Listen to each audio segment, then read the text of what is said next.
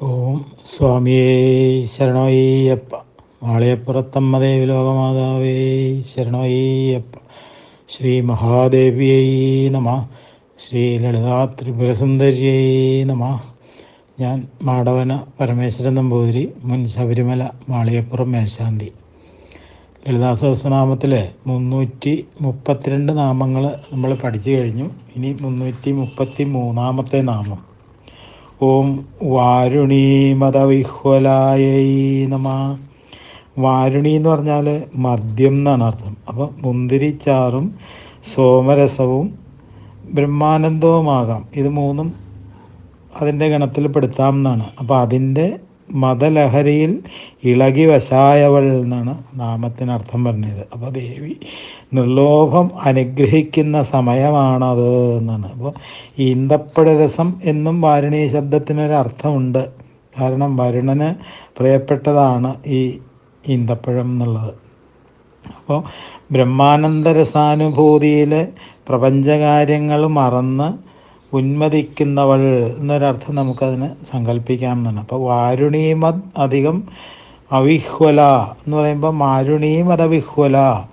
വാരുണീമത് ശബ്ദത്തിൻ്റെ പുല്ലിംഗ രൂപമാണ് വാരുണീമാൻ എന്നുള്ളത്. അപ്പോൾ അനന്തൻ എന്നുള്ളൊരർത്ഥം കിട്ടും. അപ്പോൾ വരുണൻ സമുദ്രമാണല്ലോ. അപ്പോൾ സമുദ്രബന്ധമുള്ളവൻ വാരുണീമാൻ, അനന്തൻ. അതേപോലെ അവിഹ്വല എന്ന് പറഞ്ഞാൽ ഉത്കണ്ഠയില്ലാത്തവൾ എന്നാണ്. അപ്പോൾ അനന്തൻ എങ്ങനെ പ്രപഞ്ചത്തെ അനായാസമായി താങ്ങി നിൽക്കുന്നുവോ അതുപോലെ അനായാസമായി ഉത്കണ്ഠയില്ലാത്ത ദേവി പ്രപഞ്ചത്തെ താങ്ങി പ്രപഞ്ചഭരണം നിർവഹിക്കുന്നു എന്നൊക്കെയുള്ള ഒരർത്ഥം നമുക്കതിലൂടെ സങ്കല്പിക്കാവുന്നതാണ്. അതുപോലെ ആദിശേഷൻ തൻ്റെ ഗംഭീരമായ ശബ്ദത്താൽ ദേവിയെ ആരാധിക്കുന്നു എന്ന് വിഷ്ണുപുരാണം പറയുന്നുണ്ട്. ദേവിയുടെ കൃപയാൽ തളർച്ച കൂടാതെ ആദിശേഷൻ, അതായത് അനന്തൻ, പ്രപഞ്ചത്തെ താങ്ങി നിർത്തുന്നു എന്ന് പറയുന്നുണ്ട്. അപ്പോൾ വാരുണീ നാഡിയെ അധീനമാക്കി അവിഹ്വലയായി തീർന്നവൾ എന്നൊരർത്ഥമുണ്ട്. അപ്പോൾ അധോഭാഗത്തും ഉപരിഭാഗത്തും സർവത്ര നിറഞ്ഞിരിക്കുന്ന നാഡിയാണ് ഈ വാരുണീ നാഡി എന്ന് പറയുന്നത്. അപ്പോൾ ഈ നാഡിയുടെ ദേവത എന്ന് പറയുന്നത് വായുവാണ്. ഇനി 334 നാമം. ഓം വിശ്വാധികായൈ നമ. വിശ്വത്തെ കവിഞ്ഞു നിൽക്കുന്നവൾ എന്നാണ്. പൃഥ്വീതത്വം മുതൽ ശിവതത്വം വരെയുള്ള 36 തത്വങ്ങൾക്ക് അതീതയായവൾ. ഇവിടെ വിശ്വത്തിനപ്പുറം എന്നുള്ളത് വിസ്തൃതിയുടെ സങ്കല്പമായിട്ടല്ല എടുക്കേണ്ടത് എന്നുള്ളതാണ്. സൗരയൂഥങ്ങളെ മുഴുവൻ ഉൾക്കൊള്ളുന്ന ആധാരശക്തി എന്ന് പറയുന്ന സങ്കല്പമാണ്. ആധാരത്തിൽ അടങ്ങിയതാണല്ലോ ആധേയം. അപ്പോൾ മാത്രമല്ല വിശ്വമുണ്ടാകുന്നതിന് മുമ്പേയുള്ളവൾ എന്ന നിലയിലും ദേവി വിശ്വാധികയാണ് എന്നുള്ളതാണ്. ഇനി 335 നാമം. ഓം വേദവേദ്യായൈ നമ. വേദമാർഗേണ അറിയപ്പെടുന്നവൾ എന്നാണ്.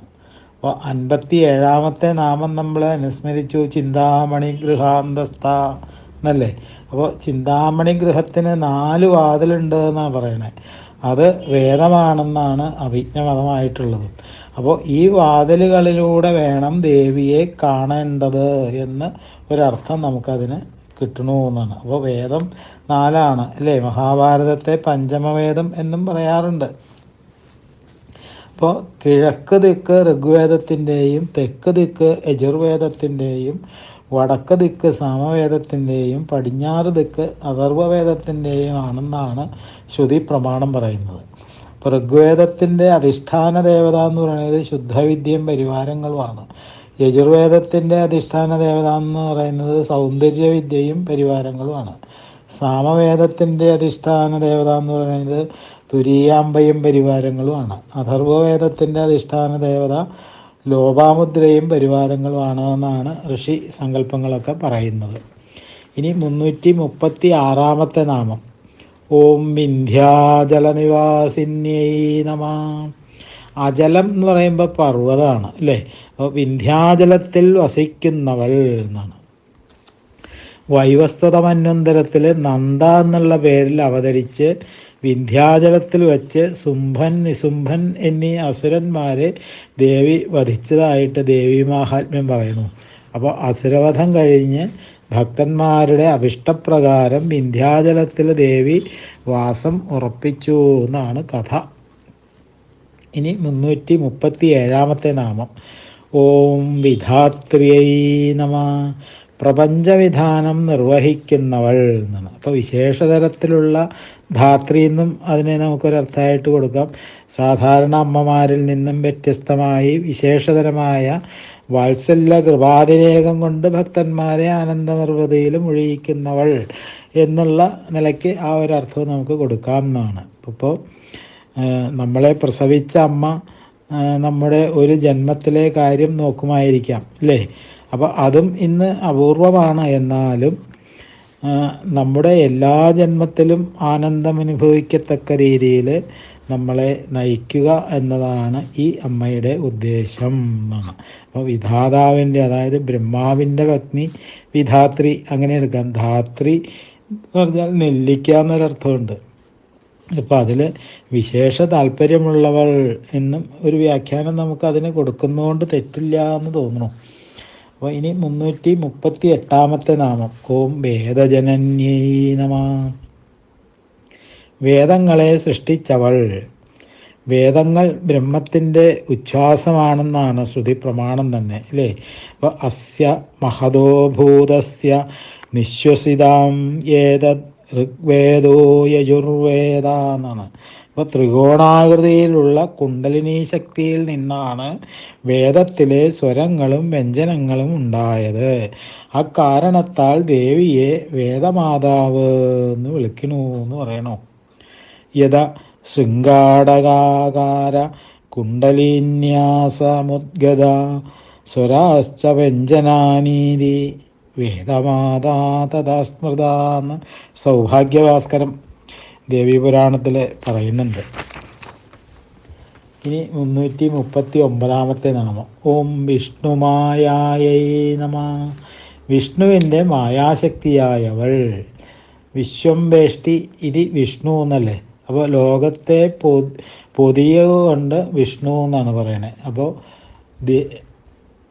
ദേവ്യേഹ്യോഷ ഗുണമയീ മമ മായാദുരത്യയാ മാമേവ യേ പ്രപദ്യന്തേ മായാമേതാം തരന്തിരേ എന്ന് ഗീതയിൽ ഭഗവാൻ തന്നെ പറയണു 7ാം അധ്യായത്തിൽ. അപ്പോൾ അത്യത്ഭുതമായിട്ടുള്ള ഗുണത്രയ രൂപമായിരിക്കുന്ന എൻ്റെ മായാശക്തിയെ അതിക്രമിക്കുവാൻ വളരെ പ്രയാസമാകുന്നു.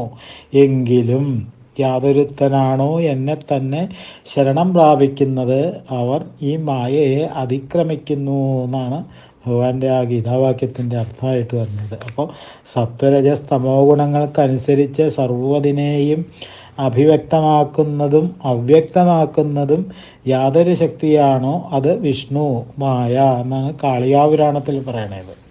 അപ്പോൾ മായ യാതൊന്നാണോ അതല്ലാത്തത് അത് ഇല്ലാത്തത് എന്ന് പറയുന്നതും ധരിക്കുന്നതും ഉചിതമല്ല എന്നാണ് മനസ്സിലാക്കേണ്ടത്. അപ്പോൾ വിഷ്ണുവിനെ പോലും മോഹിപ്പിക്കുന്നവളാണ് എന്ന ഒരർത്ഥം വരുന്നു.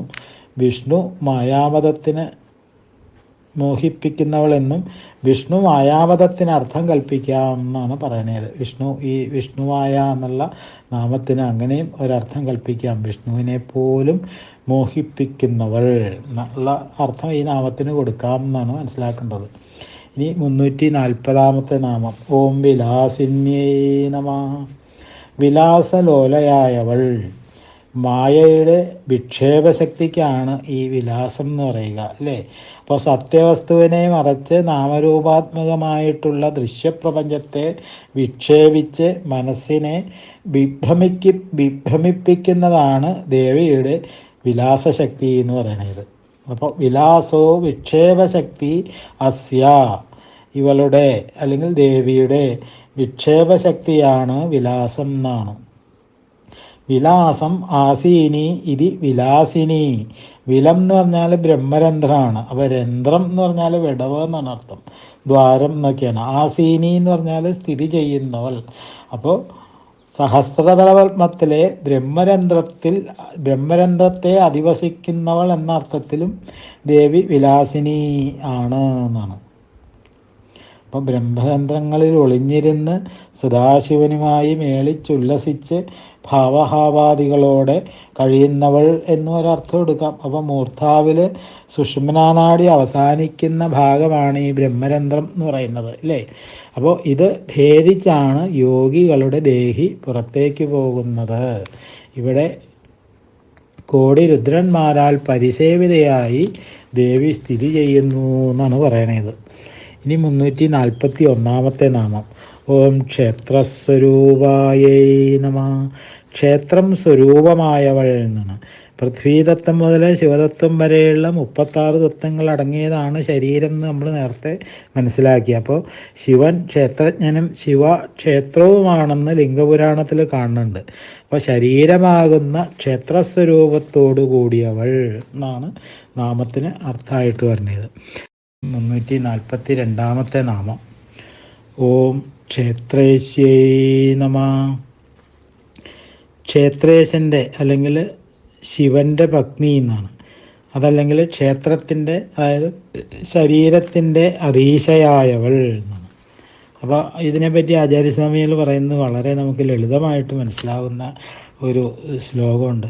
ന ഭൂമിർന തോയം ന തേജോ ന വായു നഖം നേന്ദ്രിയം വാ ന തേഷാം സമൂഹ അനേകാന്തി സുഷുപ്യൈക സിദ്ധ തദേകോ വശിഷ്ടൈ ശിവം കേവലോഹം ആണ്.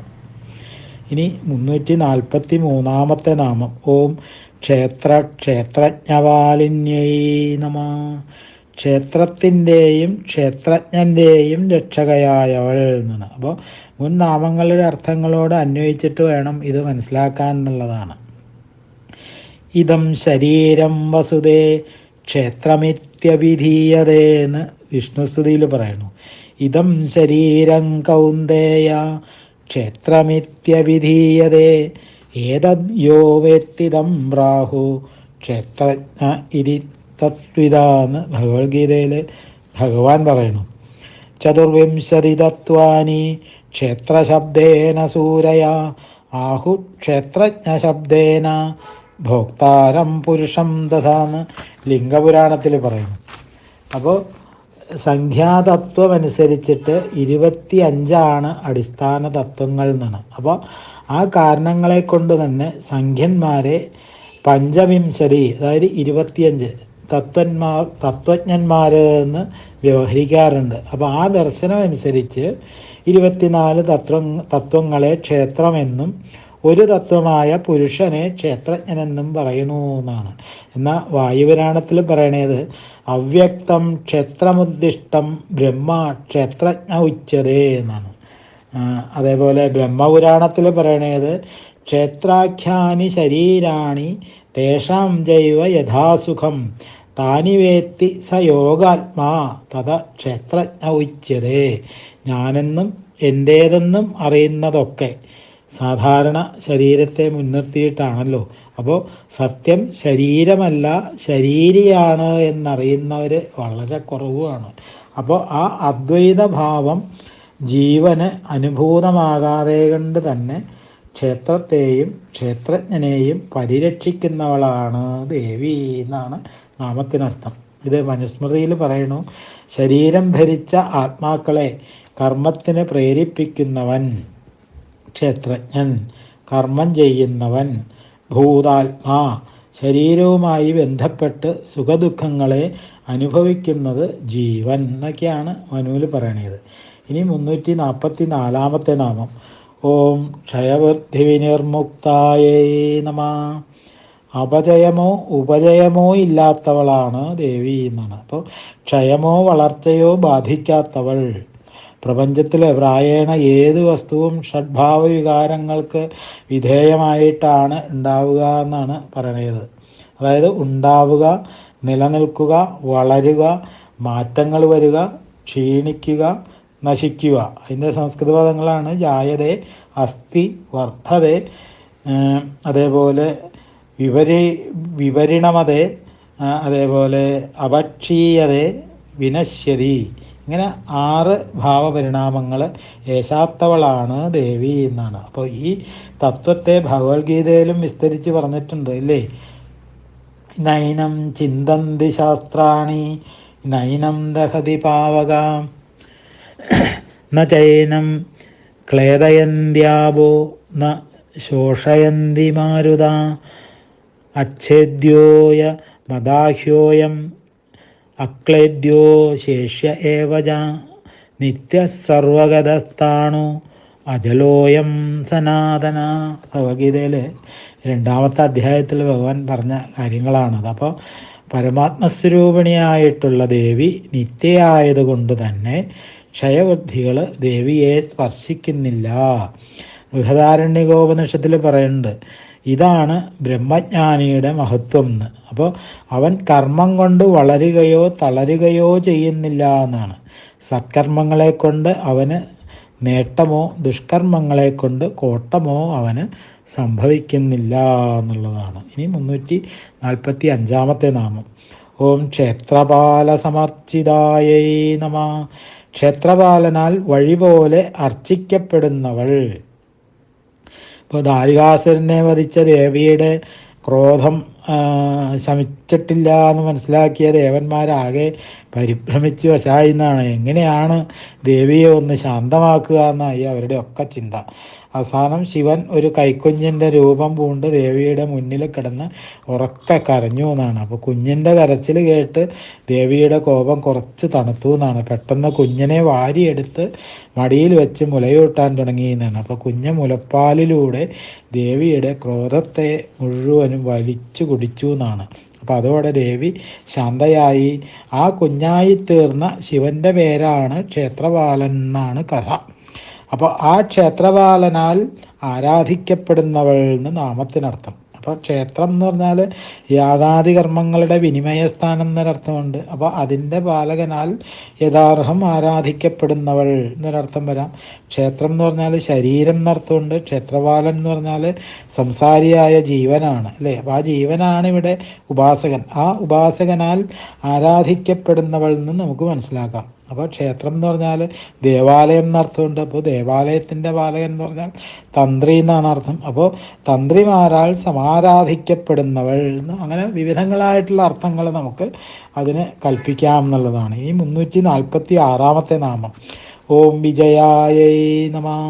എല്ലായ്പ്പോഴും ജയശീലത്തോടു കൂടിയവൾ എന്നാണ്. അപ്പോൾ വിശേഷജ്ഞാനത്തോടു കൂടിയവളും വിജയ തന്നെയാണ് എന്നാണ് പറയുന്നത്. അപ്പോൾ പത്മാസുരവധത്തിന് ശേഷം ദേവിക്ക് ലഭിച്ച ഒരു പേരാണ് ഈ വിജയ എന്ന് പറയുന്നു. അതേപോലെ വിശ്വകർമാവിൻ്റെ ശില്പശാസ്ത്രപ്രകാരം ശുഭഗ്രഹത്തിൻ്റെ പേരാണ് വിജയ എന്ന് പറയുന്നുണ്ട്. അപ്പോൾ 68 പുണ്യസ്ഥലങ്ങളിൽ ഒന്നായിട്ടുള്ള കാശ്മീരത്തിലെ ദേവിയാണ് വിജയ എന്ന് പറയുന്നു. ഒരു ശുഭമുഹൂർത്തവും വിജയ എന്നുള്ള പേരിലുണ്ട് എന്നാണ്. അശ്വിനി മാസത്തിൽ, അതായത് കന്നി തുലാമാസങ്ങളിൽ ശുക്ലപക്ഷ നാളിൽ ശുക്ലപക്ഷ ദശമി നാളിൽ നക്ഷത്രങ്ങൾ തെളിഞ്ഞു വരുന്ന സമയമാണ് വിജയാമുഹൂർത്തം എന്നാണ്. അതായത് വിജയദശമി എന്നൊക്കെ നമ്മൾ പറയാറില്ലേ. ഏത് കർമ്മത്തിനും ഈ മുഹൂർത്തം ശുഭമാണ് എന്നാണ് പറയുന്നത്. പക്ഷേ രാത്രി 7-നും 9-നും ഇടയ്ക്കുള്ള സമയമാണ് ഇത് എന്നും അതിൽ കാണുന്നുണ്ട്. അപ്പോൾ ഈ വിജയദശമി ശുഭമുഹൂർത്തത്തിൽ ആരാധിക്കപ്പെടുന്നവൾ എന്നുള്ള അർത്ഥത്തിലും ദേവി വിജയാണ് എന്നാണ്. ഇനി 347-ാമത്തെ നാമം. ഓം വിമലായൈ നമഃ. അവിദ്യാലേശമില്ലാത്തവൾ, അതായത് കളങ്കമില്ലാത്തവൾ. വിമല എന്നുള്ളത് ഒരു ദിവ്യഗ്രഹമാണ് എന്ന് പറയുന്നു. 10 ദിവ്യഗ്രഹങ്ങളാണ് വിശ്വകർമാവ് നിർമ്മിച്ചിട്ടുള്ളത് എന്ന് പുരാണത്തിൽ പറയുന്നുണ്ട്. അത് ഇതൊക്കെയാണ്: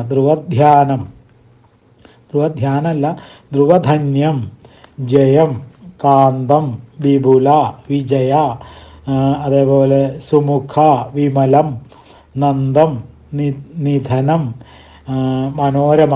അങ്ങനെയാണ് ആ 10 ദിവ്യഗ്രഹങ്ങൾ. അതിൽ പത്മപുരാണം അനുസരിച്ച് പുരുഷോത്തമം എന്ന് പറയുന്ന തീർത്ഥസ്ഥാനത്തെ ദേവതയാണ് വിമല എന്ന് പറയുന്നു. ഇനി 348-ാമത്തെ നാമം. ഓം വന്ദ്യായൈ നമഃ. വന്ദനീയയായിട്ടുള്ളവൾ എന്നാണ്. സർവനാലും വന്ദനീയ എന്നാണ് നാമത്തിനർത്ഥം. അതായത് അധസ്ത്വാമാരാധ്യം ഹരിഹര വിരിഞ്ചാതി വിരവി എന്ന സൗന്ദര്യലഹരിയിലെ ആചാര്യസ്വാമികൾ ദേവിയുടെ ആ സർവ്വസമാരാധ്യതയെപ്പറ്റി പ്രകീർത്തിച്ചിട്ടില്ലേ? അതേപോലെ 349 നാമം ഓം വന്ദാരു ജനവത്സലായ നമ. തന്നെ വന്ദിക്കുന്ന ജനങ്ങളോട് അതീവ വാത്സല്യമുള്ളവൾ. വന്ദാരു ജനം എന്ന് പറഞ്ഞാൽ വന്ദിക്കുന്ന ജനം എന്നേ അർത്ഥമുള്ളൂ. ഇനി 350 നാമം ഓം വാഗ്വാദിന്യൈ നമ. വാക്ക് വാദിക്കുന്നവൾ എന്നാണ്. അതായത് സന്ദർഭാനുഗുണമായിട്ട് ഉചിതമായ വാക്കുകൾ പറയാനുള്ള ശക്തി പ്രദാനം ചെയ്ത് അനുഗ്രഹിക്കുന്നവൾ. ഘോരസംവിന കോരസ പണ്ഡിതാനാം എന്നൊരു ചൊല്ല് കേട്ടിട്ടില്ലേ? ഉചിതമായ വാഗ്വിലാസമില്ലാത്ത പണ്ഡിതനിൽ എന്ത് രസമാണുള്ളത് എന്നാണ് ആ ചൊല്ലിൻ്റെ അർത്ഥം. അതായത് പാണ്ഡിത്യത്തോടൊപ്പം വാഗ്വിലാസവും അനുഗ്രഹായത്തമാണ് ദേവിയുടെ കൃപാകടാക്ഷം കൊണ്ട് ലഭിക്കുന്നത് എന്നാണ് അതിൽ നിന്ന് മനസ്സിലാക്കേണ്ടത്. അപ്പോൾ എല്ലാ സ്വരങ്ങളും വ്യഞ്ജനങ്ങളും ദേവിയിൽ നിന്ന് ഉത്ഭവിക്കുന്നു എന്ന് നമ്മൾ നേരത്തെ പഠിച്ചു അല്ലേ? അപ്പോൾ ആ സ്വരങ്ങളും വ്യഞ്ജനങ്ങളും ചേർന്ന വാക്കുകൾ ഉചിത രൂപത്തിൽ നാവിൽ ഉദിപ്പിക്കുന്നത് ദേവിയാണ് എന്ന് നാമത്തിനർത്ഥം പറയണു. അപ്പോൾ വാഗ്വാദിനി എന്ന ഒരു ദേവതയുണ്ട് അല്ലേ? അതും ദേവി തന്നെയാണെന്നും അർത്ഥം വരുന്നു. അപ്പോൾ ശബ്ദാനാം ജനനീത്വമേവ ഭുവനെ വാഗ്വാദിനീത്യുച്ചത എന്ന് ലഘുസ്തവത്തിൽ പ്രശംസിക്കണമുണ്ട്. ഈ നാമത്തോട് കൂടിയിട്ട് ഇന്നത്തെ സർഗം നമുക്കിവിടെ നിർത്താം. അടുത്ത 351 നാമം മുതൽ നമുക്ക് പഠിക്കാം. സ്വാമിയേ ശരണവയ്യപ്പ. കാളിയപ്പുറത്തമ്മ ദേവി ലോകമാതാവേ ശരണവയ്യപ്പ. ശ്രീ മഹാദേവ്യൈ നമ. ശ്രീ ലളിതാ ത്രിപുരസുന്ദര്യൈ നമ. ഓം